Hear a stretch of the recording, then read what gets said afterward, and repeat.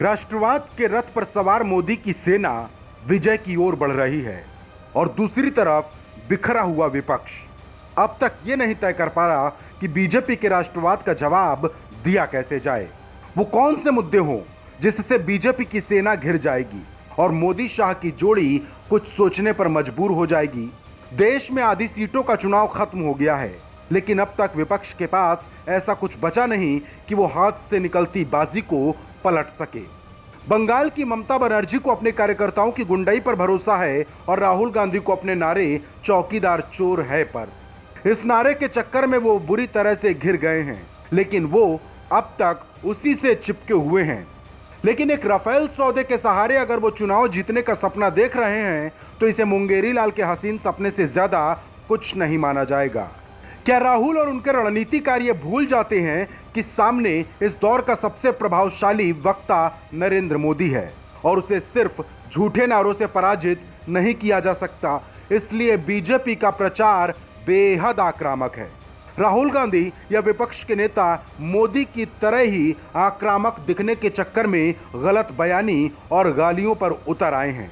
मोदी जहां अपनी हर रैली हर भाषण में एक ऐसी बात कहते हैं, वहीं राहुल के पास एक ही बात है और वो भी झूठी कि चौकीदार चोर है। मोदी की जो रणनीति 2014 में थी आज भी वही है। उनके पास कई ऐसे मुद्दे होते हैं जो जनता को अपने साथ बहा कर ले जाते हैं।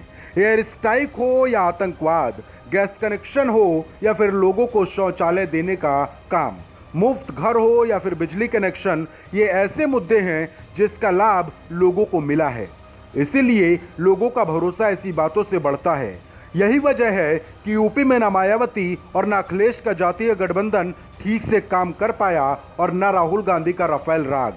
जिस न्याय योजना को कांग्रेस प्रचारित कर रही थी, कम से कम राहुल गांधी अपनी सभाओं में ठीक से वो बातें भी नहीं रख पा रहे। सुना था एक झूठ 1000 बार दोहराओगे तो लोग उसे सच मान लेंगे।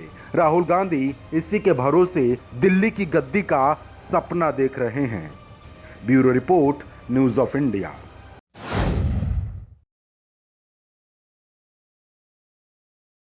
तीन चरणों का चुनाव खत्म हो जाने के बाद मायावती को आरक्षण के मुद्दे की याद आ गई। अब तक तो वो मुसलमानों को एकजुट करने की कोशिश में जुटी थी, लेकिन सवाल ये है कि आखिर मायावती को आरक्षण की याद आई कैसे। जानकार कहते हैं कि पहले के 3 चरणों के चुनाव में न तो उनका गठबंधन जमीन पर दिखा और न मतदान केंद्रों पर, इसलिए वोट की खातिर उन्होंने आरक्षण का नया कार्ड खेल दिया है। मायावती चूंकि आजकल ट्वीट करती हैं, तो उन्होंने वही किया और पीएम मोदी पर आरक्षण के मुद्दे पर देश को गुमराह करने का आरोप लगा दिया। उनका कहना था कि आरक्षण की व्यवस्था को पूरी तरह से निष्क्रिय बना दिया गया है। सरकार से अनारक्षित पदों पर दलितों, आदिवासियों और ओबीसी वर्ग का हक मारते हुए लाखों रिक्त पदों पर नियुक्ति ही नहीं की। इसके बाद बेरोजगारी, गरीबी और महंगाई पर भी मायावती ने फोकस किया। फिर नोटबंदी, जीएसटी, अर्थव्यवस्था जैसे तमाम मुद्दे उन्हें याद आ गए। फिर बोफोर्स और राफेल की चर्चा भी उन्होंने कर ही डाली। मतलब साफ है, चुनावी बिसात पर 3 दौर के चुनाव में मात खाने के बाद अब मायावती नया अवतार ले चुकी हैं। सवाल ये है कि मायावती की इन बातों का असर कितना होगा। Bureau report, news of India.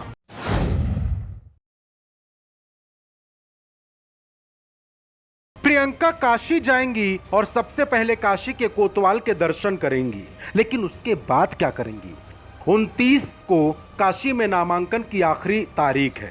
उसके पहले पीएम मोदी अपना नामांकन दाखिल कर चुके होंगे।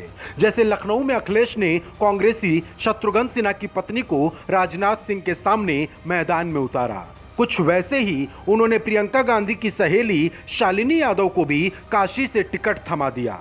पिछले 23 दिनों में प्रियंका गांधी कम से कम 13 बार काशी से चुनाव लड़ने की बात कह चुकी हैं। बनारस से लड़ूं तो कैसा रहेगा, पार्टी कहेगी तो चुनाव लड़ूंगी, राहुल बोलेंगे तो लड़ूंगी, मैं चुनाव लड़ सकती हूं।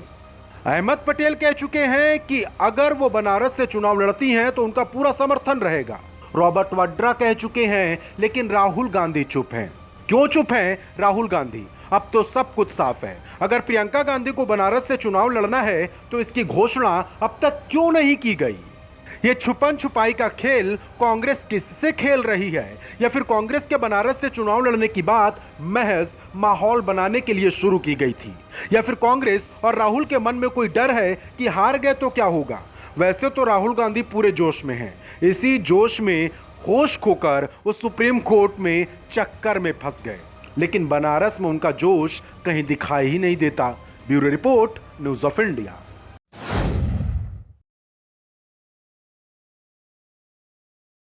इस बात में कोई दो राय नहीं कि बीजेपी को 2014 जितनी सीट इस बार नहीं मिलेगी। इसके कई कारण हैं। पहला, उत्तर प्रदेश, जहां एसपी बीएसपी के गठबंधन ने बीजेपी को मजबूती से घेर लिया है, और दूसरी, कांग्रेस के प्रति लोगों का थोड़ा बहुत कम होता गुस्सा। जाहिर तौर पर कांग्रेस 44 से ज्यादा सीट जीतने में सफल रहेगी, क्योंकि हाल ही में मध्य प्रदेश, छत्तीसगढ़ और राजस्थान में उसने सरकार बनाई और ये संदेश दिया कि लोगों के मन से गुस्सा थोड़ा बहुत कम हुआ है। 3 चरणों के चुनाव के बाद मोदी को भी थोड़ा बहुत संदेह होने लगा है, जिसकी झलक एक गैर राजनीतिक इंटरव्यू में नजर आई, जिसमें उन्होंने बंगाल की उसी दीदी की तारीफ की जिसका नाम लेकर वो रैलियों में पार्टी की हवा बनाने की कोशिश किया करते हैं। मोदी ने ममता बनर्जी का जिक्र करते हुए कहा कि वो हर साल उन्हें कुर्ते और मिठाइयां भेजती हैं। मतलब साफ है, मोदी और दीदी जनता के सामने जिस तरीके से पेश आते हैं, पर्दे के पीछे दोनों के बीच मनमुटाव ज्यादा नहीं है। और मोदी ने ये बात कहकर ये संकेत भी दे दिए कि अगर 2019 में सरकार बनाने के लिए कुछ सीटों की कमी पड़ी तो दीदी मोदी के साथ खड़ी हो जाएंगी। इसके अलावा भी मोदी का ये संदेश बंगाल के वोटर्स तक भी पहुंचेगा और बंगाल के लोग समझेंगे कि जो दीदी मोदी को इतना भला बुरा कहती हैं, वही दीदी मोदी को कुर्ते और मिठाइयां भी भिजवाती हैं। और मोदी ने इस बात का जिक्र भी इसी वजह से किया है, क्योंकि बंगाल में 32 सीटों पर चुनाव होने बचे हैं और ममता जिस तरह से मोदी विरोध करती हैं, उससे लोगों को यह समझ में आएगा कि पर्दे के पीछे का खेल कुछ और ही है। Bureau report, news of India.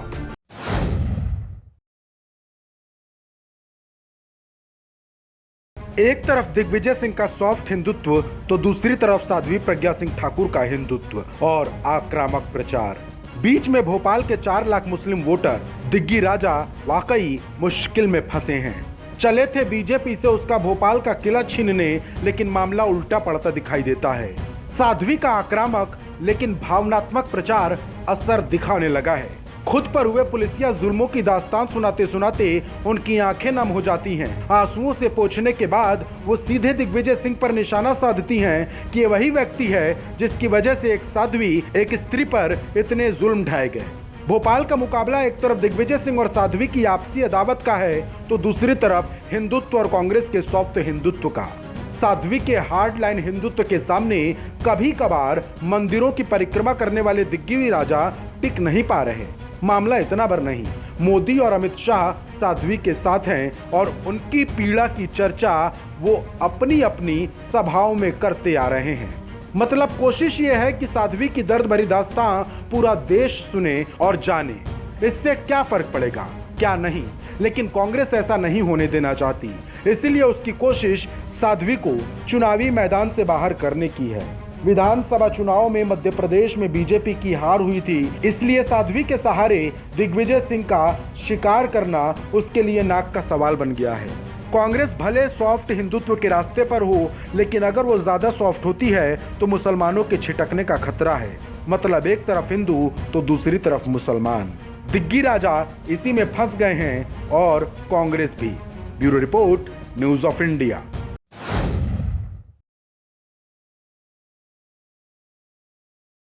Begusarai की लड़ाई बढ़ी तो नहीं, लेकिन चर्चित खूब है। वजह सीपीआई के उम्मीदवार कन्हैया कुमार और बीजेपी के फायर ब्रांड नेता गिरिराज सिंह का मुकाबला, और इनके बीच आरजेडी के दमदार प्रत्याशी तनवीर हसन।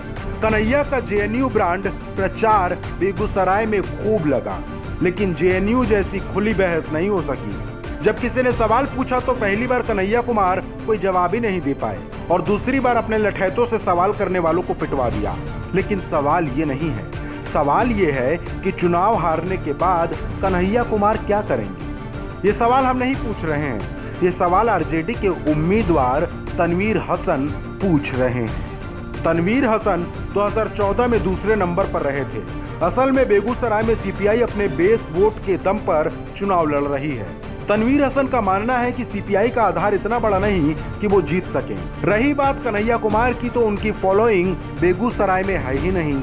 हालांकि तनवीर हसन कन्हैया और गिरिराज सिंह के एक ही जाति के होने की वजह से जीत की उम्मीद लगाए बैठे हैं। भूमिहार वोट जितना बटेगा, तनवीर हसन की उम्मीदें उतनी ही बढ़ेंगी। लेकिन गिरिराज सिंह की रणनीति दूसरी है। वो जातियों की दीवार को मोदी के सहारे तोड़ने की कोशिश में लगे हैं। अपनी जाति पर उनका पूरा भरोसा तो है ही, चुनाव में दिन गिनती के बचे हैं। बेगूसराय की जनता अपना फैसला सुनाने ही वाली है। Bureau report, news of India.